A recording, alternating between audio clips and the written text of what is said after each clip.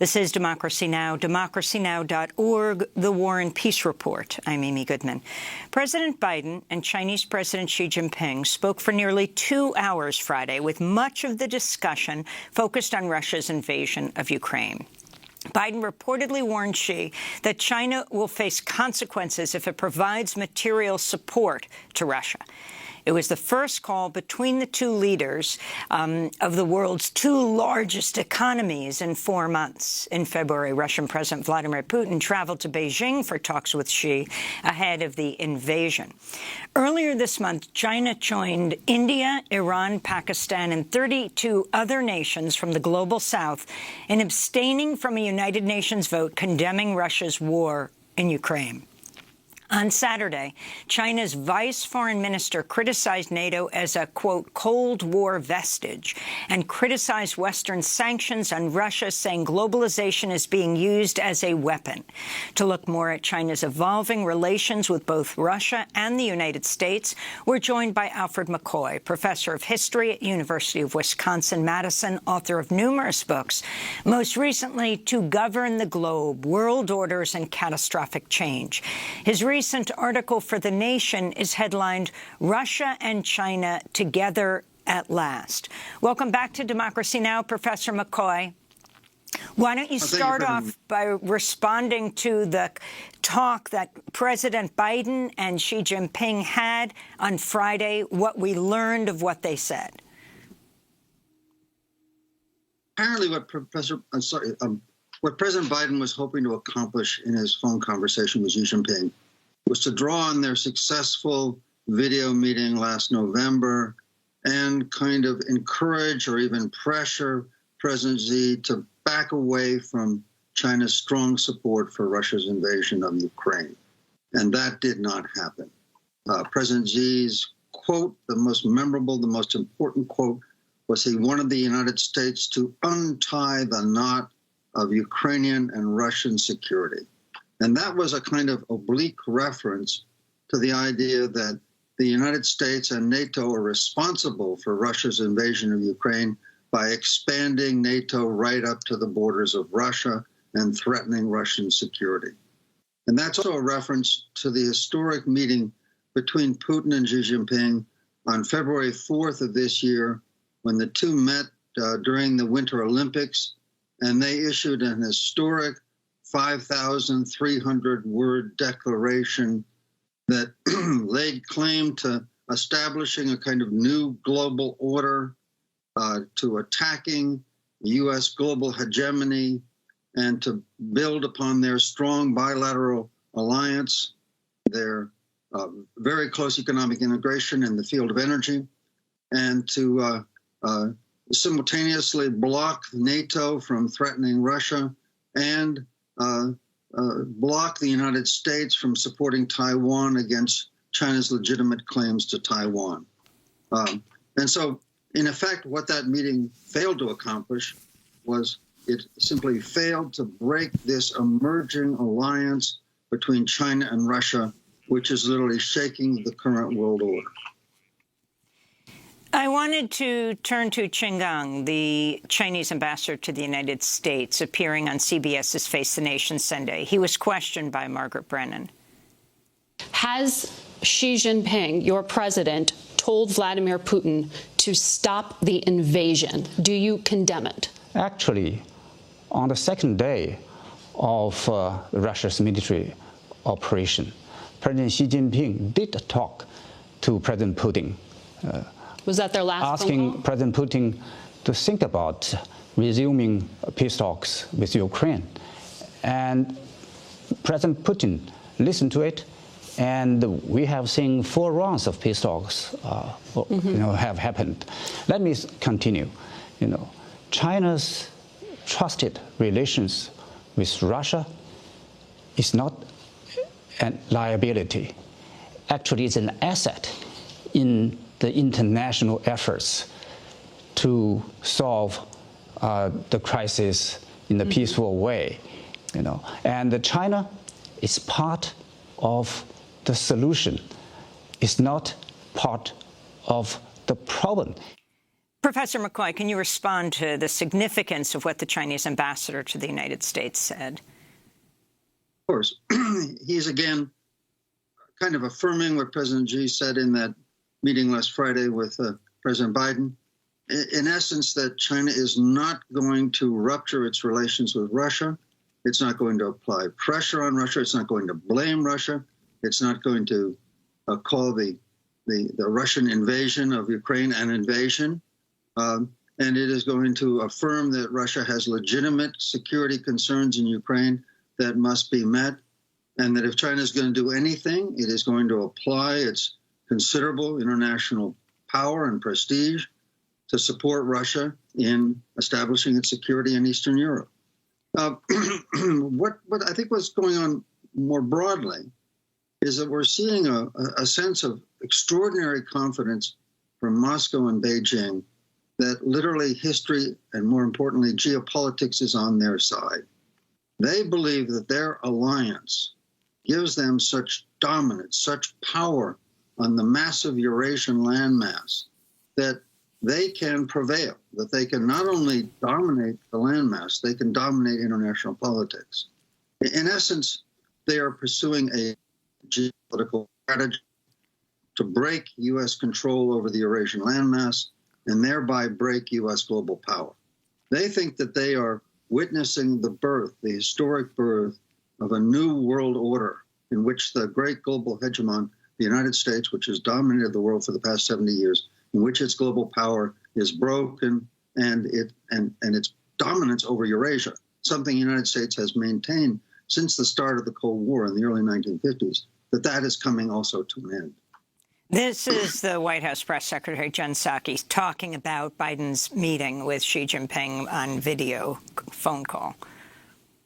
The movement of China to align with Russia, or to, the movement of them to align with Russia, or their proximity of moving closer together, is certainly of great concern to us, as we've expressed. And we are not the only country that has expressed that concern, including many other members of the G7 have expressed exactly that concern. So this is part of the discussion. It has been an ongoing part of the discussion. Expect it certainly would be when the president goes to Europe next week, but we're not in a place at this point to outline the specifics. We're still discussing.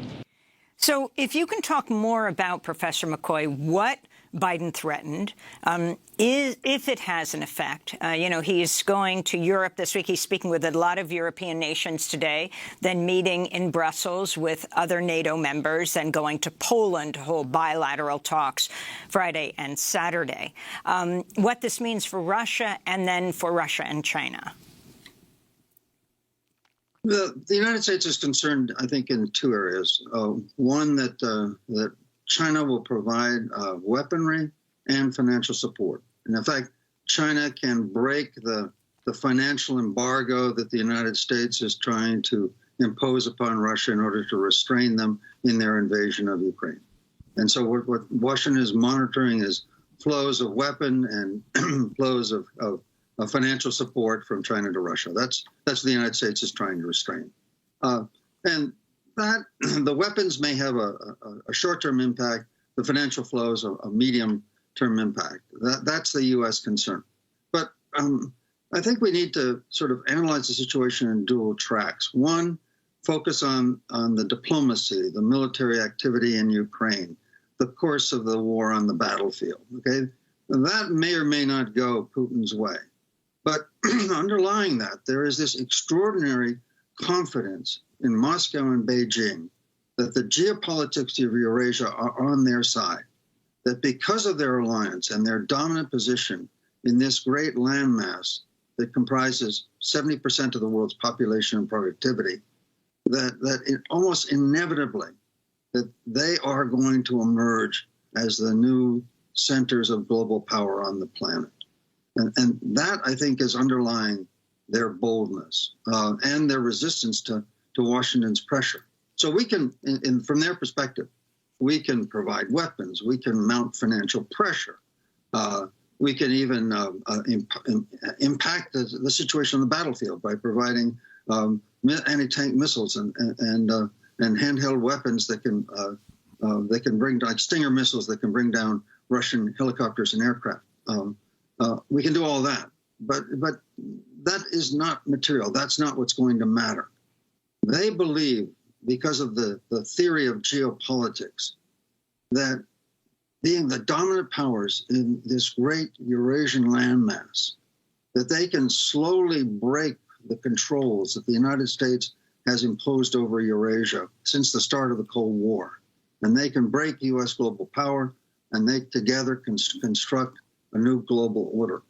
Every global hegemon, and that's the word that Beijing and Moscow use, every global hegemon for the last 500 years, from the Portuguese to the Spanish, the Dutch, the British, the United States, and now the Chinese, have done one thing in common. They have all dominated Eurasia. Their rise to global power, including the U.S. rise to global power after World War II, was accompanied by dominance over Eurasia. And decline of all of these global powers, including the United States, has been marked by their declining control over Eurasia. And together, Beijing and Moscow are pursuing a strategy that I call, push, push, punch. So they're pushing at these great chains of geopolitical control that the United States has ringed around Eurasia since the Cold War. Naval fleets, air bases, mutual defense pacts. They're pushing slowly at the east and west ends of Eurasia, hoping to strain and break those chains of control that the United States has imposed over Eurasia until, in a succession of these punches, those chains of control snap, U.S. dominance over Eurasia comes to an end, and correspondingly, in the theory of geopolitics, U.S. global power also declines. So, Professor McCoy, one of the key reasons binding Russia to China, in addition to what you've been talking about, is that Russia is a major energy exporter. China is one of the world's leading energy importers. Put that together with the Wall Street Journal reporting last week, Saudi Arabia is in active talks with Beijing to price some of its oil sales to China in yuan, a move that would dent the U.S. dollar's dominance of the global petroleum market. China buys more than a quarter of the oil that Saudi Arabia exports. If priced in yuan, those sales would boost the standing of China's currency. Can you talk about the significance of both the currency and energy politics? Sure. One of the foundations of U.S. global powers, right since the end of World War II, has been that the dollar has been the functional global reserve currency. That was set at the Bretton Woods Conference in 1944. In 1971, when President Nixon ended the automatic convertibility of dollars to gold, Saudi Arabia announced that they would keep conducting their petroleum transactions in dollars. And since oil is the most negotiated of all international commodities, if the world is doing its oil business in dollars, that means the dollar has that continuing support as global reserve currency. Since 2015, the Chinese currency has become a part of the international basket of currencies recognized by the International Monetary Fund. And as China's dominance over the global economy grows, and it becomes the world's largest economy, the Chinese currency's role in that international economy is going to increase. And once the dollar declines, that is the most negotiable, the most visible part of U.S. global dominance. That global dominance will follow the decline of the dollar downward. How do you see all of this playing out, Professor McCoy? Short term, I think that what we're looking at is a kind of a parallel what happened with the last time China and Russia were allied. In the early 1950s, Mao Zedong went to Moscow. He was a supplicant. He formed an alliance with Joseph Stalin, and Joseph Stalin cashed in that alliance very quickly by using China to enter the Korean War. China fought in Korea for 3 years. It cost them about 40% of China's budget, 200,000 dead Chinese soldiers. What we're looking at is kind of a reprise of that. Putin comes to to Beijing in February in the Winter Olympics. He's now the supplicant. He needs China's diplomatic and economic support for his Ukraine invasion.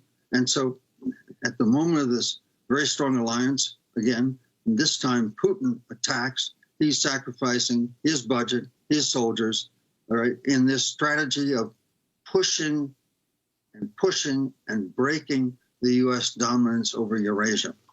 I see long-term the growing power of China over the Eurasian continent, their Belt and Road Initiative, this $1 trillion development program that now incorporates around 70 nations in Eurasia and Africa, laying down infrastructure, pipelines, railroads, and roads across the whole Eurasian landmass.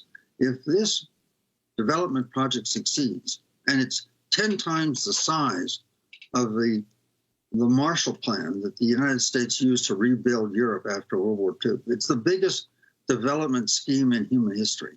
If this scheme works in laying down infrastructure of rails, pipelines, and roads across the Eurasian landmass, and that draws the commerce of Eurasia, home to 70% of the world's population, towards Beijing, then almost as if by natural law, power and prestige and global leadership will flow towards Beijing.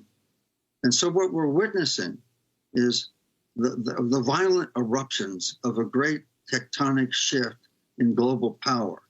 As U.S. global power declines, China ascends, power shifts from the West, from Europe and the United States, towards Asia. And we're witnessing then an historic change that is I'd say by 2030, by the end of this decade, it will become clear that U.S. global power is eclipsed, that power has shifted to Beijing on the Eurasian landmass, and they are the new global hegemon.